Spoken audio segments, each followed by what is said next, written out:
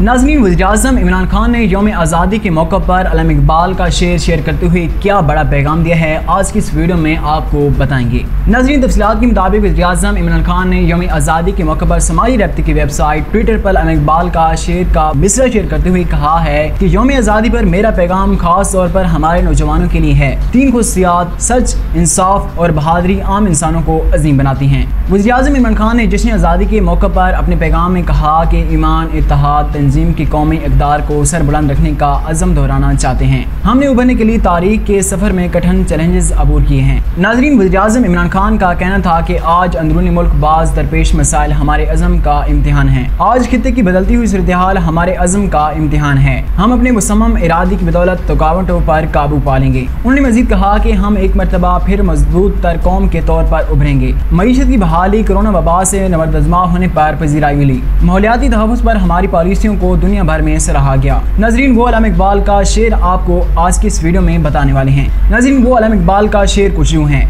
सबक फिर पढ़ सदाकत का, अदालत का, शुजाअत का। सबक फिर पढ़ सदाकत का, अदालत का, शुजाअत का। लिया जाएगा तुझसे काम दुनिया की अमामत का। Reading again the lesson of truth, of justice and valour, you will be asked to perform the task of leading the whole world.